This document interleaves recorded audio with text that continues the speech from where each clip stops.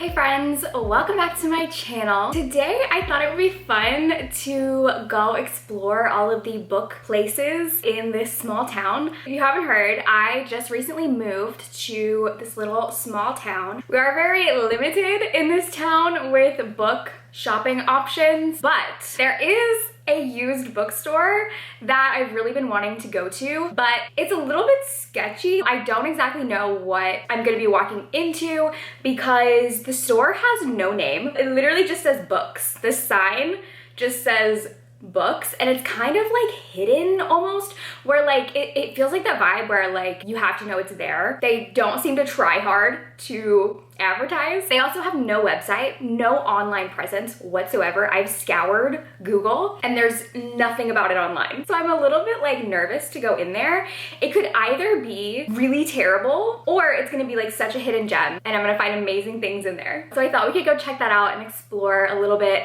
Also, I wanna stop by the library and get a new library card and see what their selection is there. I'm just very curious what the book selections are in this town. I've only ever lived in like cities or like very heavily like suburban areas. I've never lived in a really small town. So this is very new for me to like not have access to a traditional bookstore. I'm ready to live out my Gilmore Girls, Rory Gilmore life and see what kind of books I'm able to find. I also wanted to show y'all my shirt. Look how cute this is. Little mushrooms, and then the back.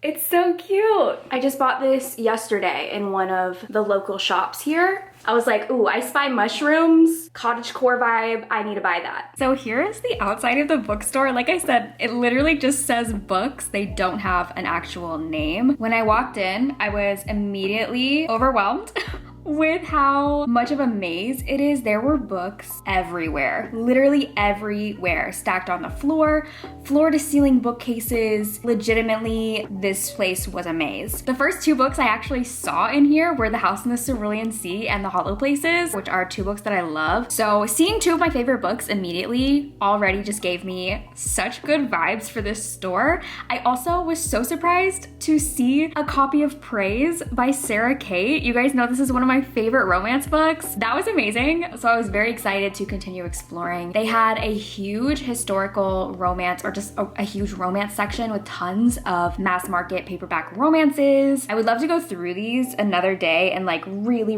look at what they had, because there were probably thousands of historical romances here. I would say that this section was like the biggest section that they had in the entire store. And every time I thought I was done looking at the historical romances, I would find another section that had even more. The vibes in here were so chaotic, but like in the best way, honestly. There were just books stacked up everywhere. And every time I turned a corner, there was like an entire new section of books to look at, and their selection was massive. As I was walking around, the owner was watching Rihanna's Super Bowl halftime performance, so that was the music that I was hearing as I was walking through the store, and it just gave me a really great vibe.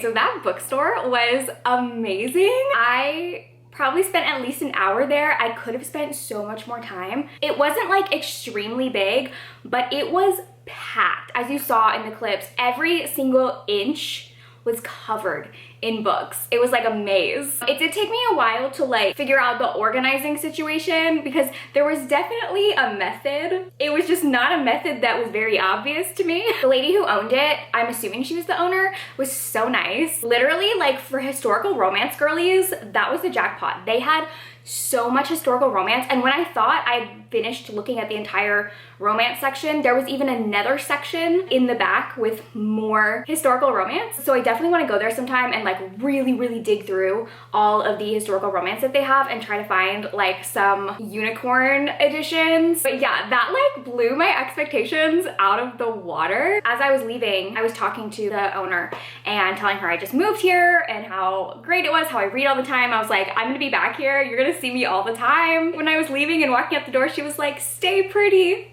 Oh my god, me looking like this? So anyways, the two books that I got there, I got The Roommate by Rosie Dawn. This is a romance book that I remember when this came out, a lot of people really liked it and I was intrigued to read it. They also had the companion or like the next book in the series, but I only wanted to buy one just in case I didn't like it because traditionally published romance is kind of a hit or miss for me. But this one is about roommates. Oh my god, they were roommates. And I'm pretty sure the guy is a porn star. So I don't know, I've heard good things about it. I was excited to find that. And then the other one I got is actually an advanced reader copy. So I only paid 50 cents for this.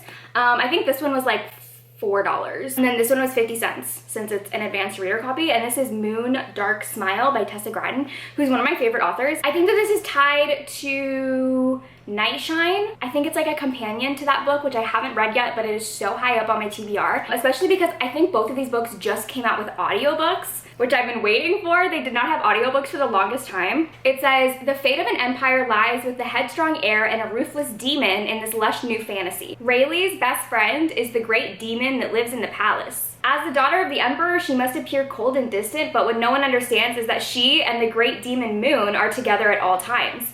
Moon is bound to the emperor, and when Rayleigh comes of age, she will be bound to Moon as well. I'm assuming it's gay in some way. All of her books are gay. But yeah, ooh, that sounds so good. That was such a success at that bookstore. I definitely will be going back there and maybe doing another video, like literally like scouring through it and seeing everything that they have. Because like I said, I was there for an hour and I didn't even nearly touch every corner of the store. Now off to the library.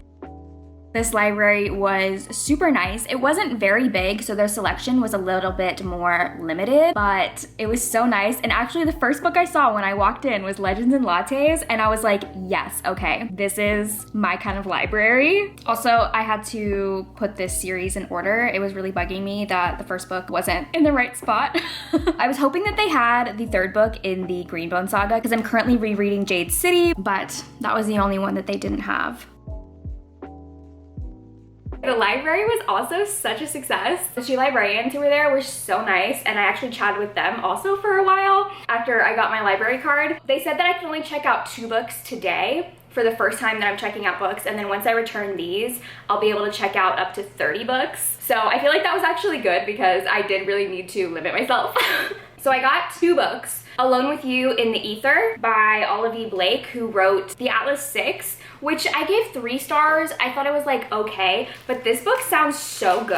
And I remember before it was picked up by Tor, I was very interested in it, but then you couldn't get a copy of it anywhere. So this one I believe is a love story, but it's kind of like, it's not a romance, but it's a love story. It says 2 people meet in the Art Institute by chance. Could 6 conversations with a stranger be the variable that shakes up the entire simulation? Like, what? So yeah, I don't know, this sounds really good. And I was flipping through it, and there's these parts where it's a narrator who's cutting into the story, and that intrigued me because the only other book that I've ever read that had something like that was The Strange Case of the Alchemist's Daughter series, where like the characters were cutting in to narrate certain parts of the book after the events.